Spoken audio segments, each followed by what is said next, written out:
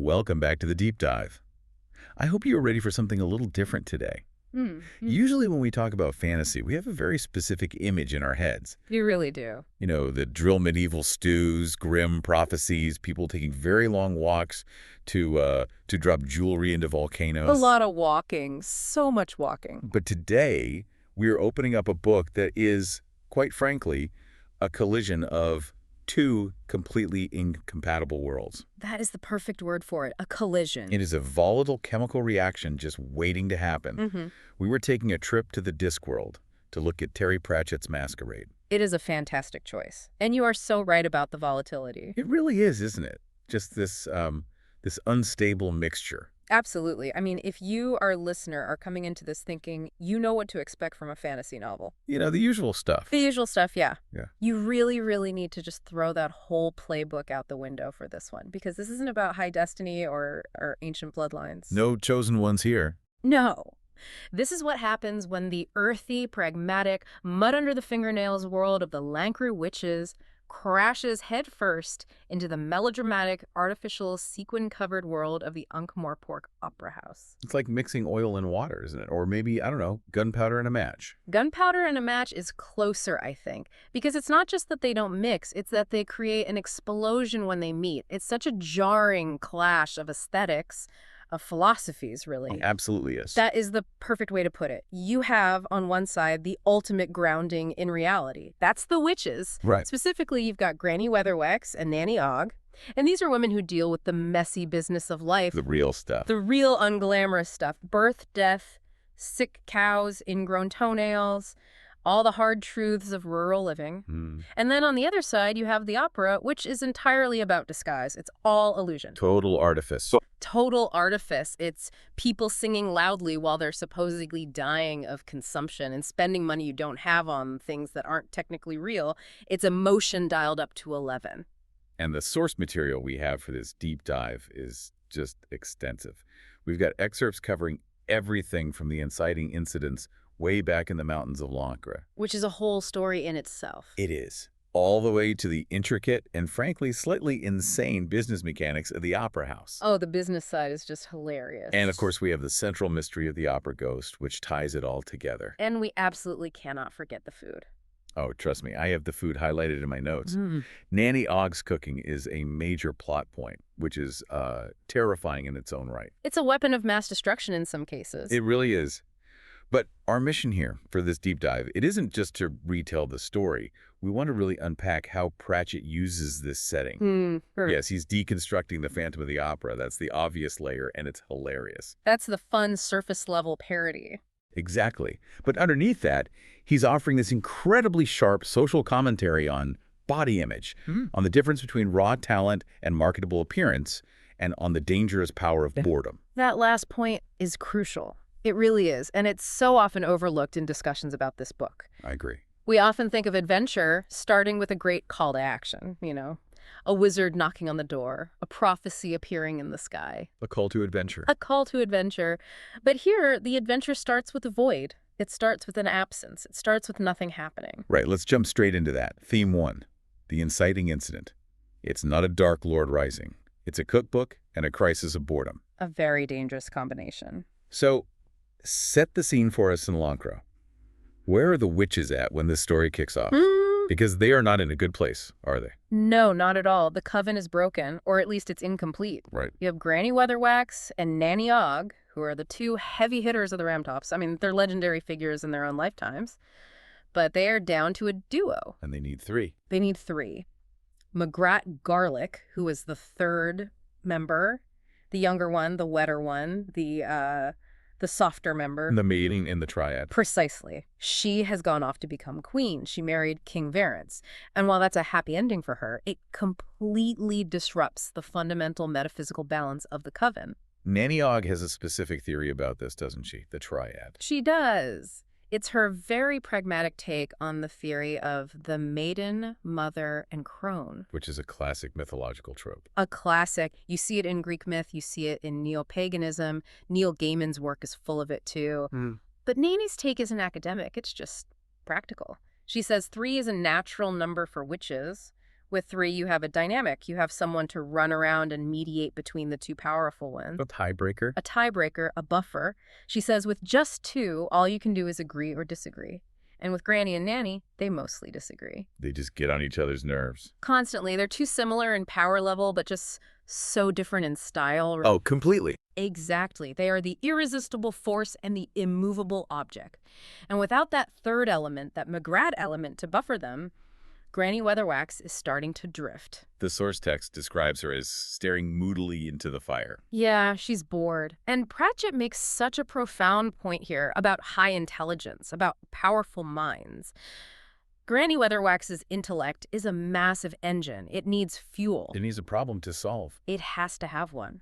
When she doesn't have a challenge, she becomes dangerous. Not necessarily to others at first, but to herself. And Nanny Ogg is genuinely worried about her. She actually fears that Granny is going to the bad, which, in Discworld terms, is a very specific kind of threat. It's a very real danger. It's not just being grumpy. Going to the bad for a witch of Granny's power level is a potential cataclysm. Right. Nanny compares it to the legend of Black Alice. Black Alice was this witch from the distant past who became so powerful and so isolated that she went insane. She became the fairy tale villain. She became all of them. She terrorized the Ramtops, turning people into gingerbread, putting whole castles to sleep, all those classic evil witch tropes. But Pratchett, through Nanny, reframes that. He suggests she didn't start out evil. Exactly. She started out bored and isolated and too powerful for her own good. Nanny sees Granny sliding toward that same precipice. Granny is winning every contest. She's solving every problem too easily. And that void is just... it's dangerous. She needs a mission. She needs an enemy. Or, at the very least, a project. And help comes from the most unlikely source imaginable. It really does. It comes in the form of a cookbook. I have to say, reading the excerpts about the joy of snacks was the highlight of my week. I was laughing out loud on the train. It is absolute comedy gold. Nanny Ogg, it turns out, has secretly become a best-selling author. Secretly. She has published a book titled The Joy of Snacks. And you have to notice the spelling there. Joy with an E and snacks. A clear parody of the joy of sex. Obviously. But applied to puddings and, well, Nanny Ogg's general approach to life. She published it under the pseudonym A Lanker Witch. Just to sound mysterious. Just sound mysterious and probably, let's be honest, to avoid Granny making fun of her mercilessly. It sounds about right. But the content is pure Nanny Ogg. It's chaotic, it's earthy, it's full of innuendo. We have recipes like banana soup surprise. Wait, how many nas are in that? The text implies there are a lot. That she just didn't know when to stop writing the nas. I love that. It's a small detail, but it tells you everything about Nanny's approach to life. It's pure exuberance. She just keeps going until she runs out of page. And Strawberry Wobbler. Classic. Oh, and Maids of Honor, which the text notes end up as tarts. Of course they do. There's this wonderful double entendre running through the whole thing, which is Nanny's signature style. She's the body grandmother figure. But here is the conflict that drives the plot. Yes, the actual hook. Nanny Ogg thinks she paid a publisher to print a few copies for her family. She paid $3. She thinks she's doing vanity publishing. She has no idea what she's created. She just wanted something to give the grandkids. But the publisher, a Mr. Goatburger in Ankh-Morpork, he knew exactly what he had. He did. He's a shrewd businessman. He realized that this bizarre, slightly racy rustic cookbook was a gold mine. It sold over 20,000 copies. A massive bestseller in Ankh-Morpork. The city folk love the authentic country charm of it. They think it's quaint. And he told her it was a flop. He swindled her. Completely. He even sent her the $3 back, claiming it was a refund because it sold so poorly. He was so confident. And meanwhile, he's sitting on a pile of cash that belongs to her. And this is the spark Granny Weatherwax needed. It's not about saving the world from a demon. Yeah. It's about royalties. Well, it's about justice. But yes, royalties. Granny Weatherwax is obsessed with right and wrong, mostly with her being right. And she latches onto this. She does the math. And Granny is terrifyingly numerate when she wants to be, despite pretending to be ignorant of such things. And she realizes Nanny is being ripped off. Badly. So she decides they're going to Ankh-Morpork to collect. And it kills 2 birds with 1 stone. Perfectly. He gets them the money, which Nanny deserves, but more importantly, it gives Granny a mission. It gets her out of that rocking chair and pointed at a target. Exactly. It allows them to travel to the big city, which is an adventure in itself, and it also gives them a cover story, an excuse to check on a young girl named Agnes Nitt. The potential recruit for their coven. The one who's run away to the city to seek her fortune. So the stage is set, the witches are mobile, they are leaving the mountains and heading for the metropolis. So the witches are on the move. But let's look at where they are going. The destination is the Ankh-Morpork Opera House. And Pratchett paints such a vivid picture of this place. It's almost a character in itself. It really is. It's described as a machine, isn't it? It is.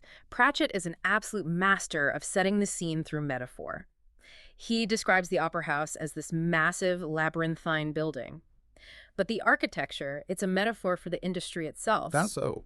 Well, the front of the building, the part the public sees, is covered in gargoyles, curly bits, statues, gold leaf. It's all artifice, all presentation and drama. It's designed to impress. The fancy facade. Exactly. But the back is industrial. It's drab brick, pipes, and machinery. It's the engine room. It's the difference between what you see on stage and what's happening in reality. Precisely. And the inside is just as complex. It contains ballet schools, paint shops, costume departments. It's a self-contained universe. It even has a sub-basement with a river inside it. A river inside the basement. Yes, a real flowing river. It's the Phantom of the Opera trope taken to its logical, slightly damp extreme. The building is so old and so deep that the city's geography has just sort of leaked into it. It's a world within a world. That's amazing. But what really drives the satire here is the new management. We have to talk about Mr. Bucket. I love Mr. Bucket. He's one of my favorite side characters in the entire Discworld series. He's a cheesemonger, right? Yes, Seldom Bucket. He made his fortune in the wholesale cheese and milk derivatives business, a very practical, very logical industry. Right. And he's a plain-speaking, self-made man who has bought the opera house thinking it's just another business. He approaches high art with the logic of a grocer. He's looking at the accounts and just screaming about the cost of ballet shoes. He calls them foot gloves. Foot gloves. Yeah. That kills me every time. It's so practical and so wrong. It is brilliant. He sees a line item for hundreds of pairs of satin shoes and just thinks, this is waste, it's inefficient. And he has a solution. He does. He suggests the dancer should just spend more time in the air to save the leather. A few extra grants and J-Tays, he says. So simple. He thinks he solved the budget crisis with simple efficiency. He tries to apply the principles of cheese-making to opera. He treats the singers like wheels of cheese that are being difficult. But his foil in all this is the director of music, Salzella. And Salzella is the voice of weary, cynical experience. Salzella is the man who understands the beast. He might hate the artistic temperament, he might hate the drama, but he gets how it works. And there's this brilliant exchange where Salzella tries to explain the economics of opera to Bucket.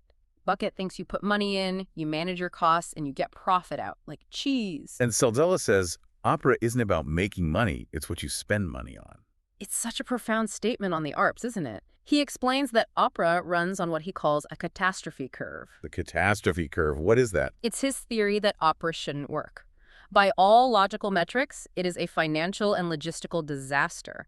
It only functions because of a precise mixture of hatred, nerves, paranoia, ego, and massive, massive spending. So it runs on chaos. It runs on chaos. It's an economic black hole that somehow produces art. It's a direct clash between the mercantile pragmatism of Ankh-Morpork, represented by Bucket and his cheese, and the glorious irrationality of the opera. And part of that irrationality is the superstition. The opera house is riddled with it. Oh, absolutely. It seems like you can't walk 5 feet without breaking some ancient unspoken rule. And for someone like Bucket, it's just baffling. It's a minefield for him. You can't wear green. Green is unlucky. Why green? Historically, green dye was unstable and sometimes contained arsenic. Also, on a gaslit stage, a green costume could blend into the background, so it became bad luck. Fascinating. You can't have live flowers on stage. Dead ones are fine, paradoxically, which the ghost provides, but live ones are fatal luck. And no whistling. Definitely no whistling. That comes from the old days when sailors worked as stagehands. The rigging cues were done by whistles, so if an actor whistled, you might get a sandbag dropped on your head. Ah, so there's a practical origin for some of this. For some of it, yes. But then there's things like no knitting. Why no knitting? I've always wondered about that one. The source doesn't specify deeply, but in theater folklore, it's usually because the pointy needles might act as little daggers. Or metaphysically, it implies tying up the production in knots. Wow.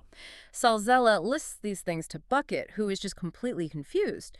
To a man who deals in rennet and curds, The idea that a yellow clarinet is unlucky is just insanity. But in the opera house, these beliefs are as solid as concrete. Right. If you whistle, something terrible will happen. And usually in this book, something terrible does happen. Yeah.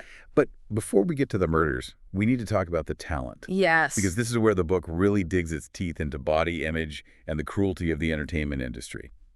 Enter Agnes Nitt. Agnes is one of Pratchett's most relatable and, I think, heartbreaking characters. She's a young woman from Lancre, the same village as the witches, who has come to the city to make it big. And she has the voice. Oh, she has a powerhouse voice. Yeah. Truly incredible range. The text says she can even sing in harmony with herself. Wait, literally? Literally. It's a little magical talent she has, this ability to produce two notes at once or throw her voice so perfectly it sounds like a duet. Yeah. She is pure, raw talent. But she has a wonderful personality. Yes. In the cruel code of the casting directors, she has great hair and a wonderful personality. Which is code for? It's a polite, cruel code for she's overweight, she doesn't look like a star, she looks like a normal person, or as the text says, she occupies two womanhoods. She's sturdy, she doesn't look like she's about to die of consumption, which is the preferred look for most opera heroines. And Agnes knows this. Mm-hmm. She's painfully aware of how the world sees her. She doesn't fit the mold. She is. And her coping mechanism is just fascinating and so sad. She has created an alter ego for herself named Perdita X Dream. The X stands for someone who has a cool middle initial. Exactly. It's so teenage, but so real. And Perdita is everything Agnes isn't, or at least everything she thinks she isn't. Perdita is thin, mysterious, cynical, cool. She wears black. She wears black. She writes poetry on black paper with white ink. She's a whole aesthetic. Agnes feels like she's wearing a mask of her own flesh, and Perdita is the real person hiding inside. It's a very real depiction of body dysmorphia. It is, and it's about the desire to reinvent yourself when you feel the world has already decided who you are based on your appearance. She's trying to ghost her own life because she feels her physical form is an obstacle. And then we have her total opposite, the woman who does fit the mold perfectly. Christine? Ah, Christine. She is the daughter of Mr. Bucket's financier, so she's got connections. Mm-hmm.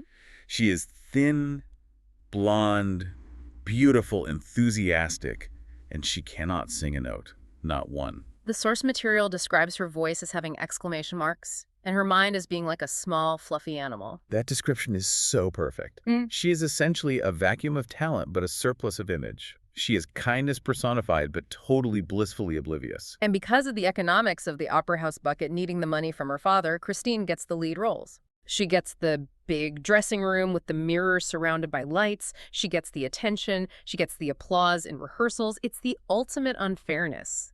Talent is secondary to marketability and connections. And this leads to the ghosting plot, which is the central deception of the story. Yes.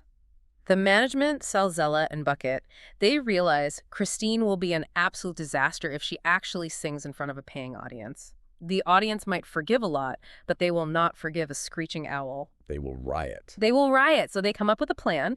Agnes will stand in the back, in the core shadows, or maybe behind a piece of scenery, and sing the role of the heroine, Iodine. While Christine stands in the spotlight. While Christine stands in the spotlight wearing the beautiful dress and just moves her mouth. It's literal ghosting. Exactly. The term is perfect. Agnes becomes a ghost in the machine. She provides the soul and the voice, while Christine provides the body and the face. It's a brutal, brilliant critique of how the entertainment industry separates the product from the producer. You think about Milli Vanilli, you think about auto-tune, about body doubles in films. It's the same principle. And Agnes is humiliated. She knows she is being used. She knows it's fundamentally wrong. But she agrees. Why? Because she feels she has no other choice. It's the only way she can sing the lead roles. It's the only way her voice gets heard, even if no one knows it's hers. So we have a metaphorical ghost in Agnes Perdita hiding inside Agnes, Agnes hiding behind Christine. But we also have a literal ghost, the opera ghost. Let's unpack the mystery aspect here. Who or what is terrorizing the opera? The ghost is a classic Gothic figure. He wears the full evening dress and a white mask with no nose and just black holes for eyes. He's a presence that the opera folk have actually tolerated, even liked, for years. Yeah, Salzella mentions that he used to be considered lucky, which seems odd for a ghost. Usually, you call the Ghostbusters. It does seem odd, but you have to remember the superstition of the place. If the ghost was happy, the show went well. He would leave notes, polite notes, or maybe boxes of chocolates for the sopranos. He famously demanded that Box 8 be kept empty for him at every performance. It was a quirk of the building. People liked him. He was a mascot. But not anymore. Not anymore. Recently, the ghost has turned violent. He's no longer just a superstition. He's an extortionist. And now, a murderer. The notes are no longer polite. They're maniacal, full of... Aha. And the murders are, well, they are very theatrical. They aren't just stabbings in an alley. Extremely theatrical. Take the first one, Mr. Pounder, the rat catcher. Right. He thinks he's hunting the ghost. Right. He's crawling around in the gantries high above the stage in the dark, but he gets caught in a rope and hanged. It's a gruesome, public yet unseen death. But Pratchett adds this layer of surreal, dark humor to it. The death of rats. Yes. There is this completely surreal sequence where Pounder dies, and he sees a small, skeletal figure in a robe. Not the big death with the capital D, but the death of rats. And he just says, squeak. It's just, squeak. It implies Mr. Pounder has become so rat-like in his job, living in the dark, scuttling around, thinking like a rat, that he now falls under rodent jurisdiction in the afterlife. It's hilarious, but also incredibly grim. That is such a specific Discworld detail. I love it. It is. And then there's Dr. Undershaft, the chorus master. He finds the smashed instruments in the music room. He thinks he's caught the ghost, that he's cornered him. And he gets strangled. Strangled right there in the instrument room. So the threat is escalating. The ghost isn't just killing staff in the rafters. He's on the ground floor. He's becoming bolder. But he's threatening the production itself. He is. He demands Christine sing the lead. And he threatens to drop the massive chandelier if his demands aren't met. It's a direct homage to the Lloyd Webber musical, of course, but here it feels so much grittier and more dangerous. The chandelier is described as a sea monster of crystal hanging over the audience. It's a literal sword of Damocles. And there are plenty of suspects, or at least people acting suspiciously. Oh, plenty. There's Andre, the young keyboardist. He's the assistant chorus master. He's always lurking around with a dark lantern. Exactly. He catches Agnes on the stairs. He seems to be set up as the potential romantic interest for Agnes, teaching her that opera is about feeling, not meaning. But he's also shifty. He knows the secret passages. He could be anyone. Mm-hmm. And then there's Walter Plinch. Walter with the beret. The cleaner. Walter is the odd job man. He's described as having an underdone face, like he was taken out of the oven too soon. He's clumsy. He's everywhere. He's seemingly simple-minded. The person nobody notices. And in a mystery like this, the person who is invisible, because they're a servant, is always a person of interest. He sweeps the floors, but he watches everything. He's the character everyone ignores, which, of course, makes him the perfect observer. Okay, let's pivot back to the witches. They are en route to Ankh-Morpork to sort all this out, well, ostensibly to get the money. But we know Granny can't resist a good mystery. She's drawn to it like a moth to a flame. But their journey is an adventure in itself. And we have to talk about Grebo. We absolutely have to talk about Grebo. This is where the horror and the comedy blend so perfectly, it's seamless. For those who don't know, Grebo is Nanny Ogg's cat. But he's not a cute, fluffy kitty. Not even close. He is a massive, scarred, one-eyed, evil-tempered tomcat who basically terrorizes the local wildlife in Lancre. He's a thug in a fur coat. A good description. But for the journey, to get him on the coach without paying for a ticket or, God forbid, having him put in a cage, the witches use a bit of magic. They turn him into a human. They do. A big, swaggering, leather-clad human with an eye patch and a grin full of very sharp teeth. But he's a human with the instincts of a cat. And that's the genius of it. It provides some of the best physical comedy in the book. Imagine a man who, when he's happy, rubs his head against people's legs. A man who tries to curl up on your lap and go to sleep.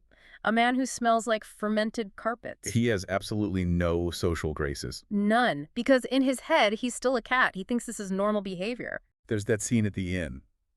The pantry scene. Oh, the pantry scene. It's legendary. Grebo gets hungry in the middle of the night, so like a cat, he goes looking for food. He sneaks into the inn's pantry. But the magic starts to wear off a bit. It fluctuates. Yeah. So he's a naked man raiding the food shelves. The cook walks in. Grebo screams. The cook screams. And Grebo, in a total panic, grabs the nearest thing to cover his, bits. Which is a jelly mold. A wobbly jelly mold. And he dives out the window with it. And the local legend of the naked jelly mold ghost is born. It's just so ridiculous, but it also serves a plot purpose. It completely intimidates the other passengers on the coach. It establishes that the witches travel with a bubble of chaos around them. And speaking of other passengers, there's another one who fits right into our theme of masks, Mm-hmm. Henry Slug. Yes. The witches share the coach with a famous opera singer named Enrico Basilica. He's a superstar, a household name, but he's traveling incognito. Except he's not really Italian or genuine in Discworld terms. Not at all. He's Henry Slug from the slums of Ankh-Morpork. The Shades. That's the roughest part of town. The absolute roughest. And here is the satire on cultural perception and, frankly, snobbery. Henry Slug had to change his name and pretend to be foreign because no one in Ankh-Morpork would pay good money to hear a local boy sing. Foreign is equated with quality. It is. If you are Henry Slug, you are a nobody. If you are Enrico Basilica, you are a genius. It's the same voice, just different packaging. He hates the food, doesn't he? He loathes it. He sits there dreaming of a good plate of mash and pork pies, but he has to force down squid and spaghetti to keep up the act. He wears a mask of nationality. And Granny and Nanny see right through it, of course. Instantly. Granny is terrifyingly perceptive. She is. She notices he sings in his native Ankh-Morporkian accent in the bath, but puts on the genuine accent in public. They bond with him over a pork pie that Nanny Og naturally pulls out of her bag. It just reinforces this core idea that the opera world and the city world in general is built on layers and layers of deception. Henry is trapped by his own success. He can't be himself if he wants to sing. He is a prisoner of his own mask. Speaking of Granny Weatherwax seeing through things, there is a scene on the journey that I think defines her character perfectly, and it's not funny at all.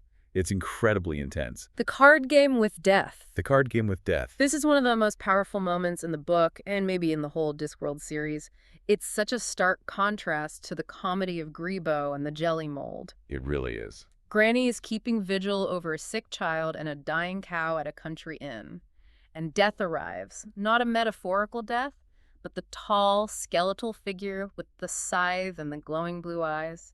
He has come for the child. And Granny challenges him. She doesn't beg or plead. No, begging isn't her style. That would be admitting defeat. She challenges him to a game of cards for the lives. Which is a classic trope. The chess game with death from the Seventh Seal. Exactly. Pratchett is playing with that trope. But Granny doesn't play chess. She says she can't abide it because the pawns can't become queens easily enough, which is very telling. Very Granny. So she plays poker, one hand, sudden death, literally. And she wins? She wins. She gets 4 queens, death has 4 ones, or aces, as he calls them. Does she cheat? Is it ever confirmed? It is heavily, heavily implied. She uses what she calls headology, which is psychology, or maybe a bit of sleight of hand. Or perhaps she just wills the cards to be what she needs them to be through sheer force. But the mechanics don't matter as much as the psychology of the moment. She faced him down and won. She did, and Death accepts the loss. But the real kicker, the part that gives you chills, is what happens after. Death asks her, "What would you have done if you had lost?" And her answer's just... it's chilling. She looks him right in the eye sockets and says she would have broken his bloody arm. That is Granny Weatherwax in a nutshell. It is. It's her entire philosophy. She plays by the rules until the rules don't work for her, and then she resorts to sheer, indomitable force of will. She would have physically fought death itself to save that child. It establishes that she is not someone to be trifled with. Not by anyone, not even by cosmic forces. And it sets the stakes for the Opera House perfectly.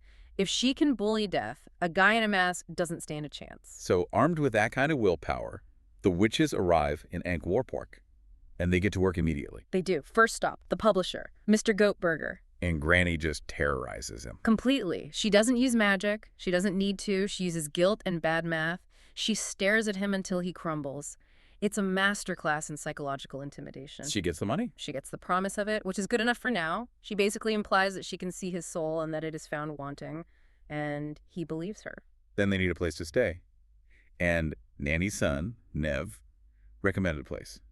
A Mrs. Palms. This is a great comedy beat. Mrs. Palms is a house of ill repute, a Right. brothel, and Nanny Og, who usually makes all the dirty jokes and has had 15 children and is the Earth Mother figure, she is scandalized. Totally shocked. She's clutching her handbag, Terrified of fallen women, she's completely out of her depth in the big city. But Granny. Granny is perfectly comfortable. She chats with the madam, Mrs. Palm, drinks tea, critiques the decor. It shows that Granny's understanding of the world is vast and non-judgmental in a way you wouldn't expect. She gets it. She knows exactly what the place is, and she respects the women running it as businesswomen. Nanny, for all her bodiness, is actually quite provincial. It completely flips their usual dynamic. It's a great little moment of character insight. It really is. And finally, they infiltrate the opera house. They buy tickets. Well, Granny bullies the ticket seller. She has tickets for the best seats, the stalls, but she demands seats in the gods, the highest, cheapest balcony, purely because the name appeals to her. She thinks she belongs in the gods. It's pure contrariness. It's her way of establishing dominance over the building before she even sets foot inside. And during the performance, Granny goes into a kind of trance. She does. This is how a witch investigates. She's not watching the show. She's sensing the building. She opens her mind to the stone and the timber and the history. She feels the soul of the place. And she feels two darknesses, not one. Yes. This is a crucial clue for the reader. She senses that there isn't just one evil here. There's the ghost, the old presence, which she feels is perhaps sad or lonely, not purely malevolent. But there's something else twisted around it. A newer evil. A newer, sharper evil. Murder and deceit. This tells us right away that the ghost isn't just one entity. The legend is being used as a cover for something else. Meanwhile, Nanny Ogg is doing her own very different investigation. Which involves getting drunk in the private bar. The Ogg method. It's just as effective in its own way. While Granny is being all metaphysical, Nanny's being practical. She puts on an apron and pretends to be a member of staff. She drinks the sherry that's left out. Of course she does. And she meets Mrs. Plinge, Walter's mother, who cleans the private boxes. And she gets a crucial piece of intel from Mrs. Plinge. She does. Mrs. Plinge tells her that the ghost used to be kind. Sad, but kind. He unlocked Box 8 just to watch. He left notes, flowers. The violence, the murders, that's all new. This confirms Granny's suspicion. That's a different person. Or the same person has changed, but the behavior is wrong. This confirms that something has shifted, and Nanny gets this vital information just by being nice and sharing a drink. It shows that both witches have valid methods. Granny uses power, Nanny uses social lubrication. So as we move toward the climax of this discussion, I want to step back and look at the philosophy of all this, because Pratchett is doing more than just writing a fun whodunit. He's deconstructing the very nature of opera as an art form. Absolutely. Throughout the book, the characters comment on how nonsensical opera is. Nanny Ogg brilliantly summarizes the plot of La Traviata, which is a parody of La Traviata, as people either dying or drinking beer. It's absurd when you break it down like that. It is. You have people in disguise who aren't recognized by their own lovers just because they're wearing a tiny domino mask. You have these convoluted, ridiculous plots. But the book also defends it. It does, through Andre, the keyboardist. He defends it to Agnes. She's a very logical person, and she can't get past the absurdity. She tries to translate an aria, doesn't she? She does. She translates the famous departure aria from one of the operas, and she realizes the words are completely mundane. It's something like, "This damn door sticks, I push it, and it won't open." But the music makes it tragic and beautiful. Exactly, and Andre explains that to her. The words don't matter, it's the feeling. Opera is an emotional truth, not a literal one. Pratchett is validating art even while he's mercilessly mocking it. He's saying that humans need these heightened, ridiculous emotions. We need the mask to feel the truth sometimes. And that metaphor of the mask is everywhere. It's the title of the book, after all. It's the central pillar of the entire novel. Everyone is masked. Agnes masks herself as Perdita to cope with the world. Henry Slug masks himself as Enrico Basilica to get a job. The ghost wears a literal mask to hide his identity. Christine wears the mask of a singer, while Agnes does all the actual work. Pratchett is asking this fundamental question over and over. Who are you, really? Are you the face you show the world, or are you the voice inside? And which one is more real? And interestingly, The witches are the ones who come in and just strip away all the masks. Because witches deal in what is real. They deal in the bone and the mud and the truth of things. They don't care about the costume or the performance. Granny sees Henry Slug immediately. She knows Agnes is Perdita. The opera house is a machine for creating illusions. And the witches are the wrench thrown into the gears of that machine. A very big, very stubborn wrench. They force reality to intrude on the fantasy. So, to sum up where we are, we've got the witches investigating from two different angles. We have Agnes ghost singing for a girl who can't hold a tune, a murderer loose in the fly loft, and a 10-ton chandelier that looks very, very unstable. It's a complete powder keg. And the spark is this desperate, almost religious belief in the phrase, "the show must go on." That phrase, the show must go on. Yeah. It's treated as a holy commandment in the book. It is, and Pratchett questions it. He interrogates that idea. Why must it go on? People are dying. The finances are a complete mess. There's a maniac on the loose. But the collective delusion of the opera demands that the performance continues no matter the cost. It's a compulsion. It's a compelling, dangerous compulsion. It suggests that art, with a capital A, can be a monster that eats people, just like the opera house itself is a machine that consumes lives and money and sanity. It's a fascinating place to leave it for now. You have this incredible tension between the artificial and the real, the seen and the unseen. And for you, the listener, the question remains. In a world where everyone is performing, how do you hold on to your true self? And that is the ultimate question of Maskerade. Can you take off the mask and still be someone? Or, after a while, does the mask just become the face? We'll leave you to ponder that. Thank you for joining us on this deep dive into the Discworld. It's always a wild ride. Always a pleasure. See you next time.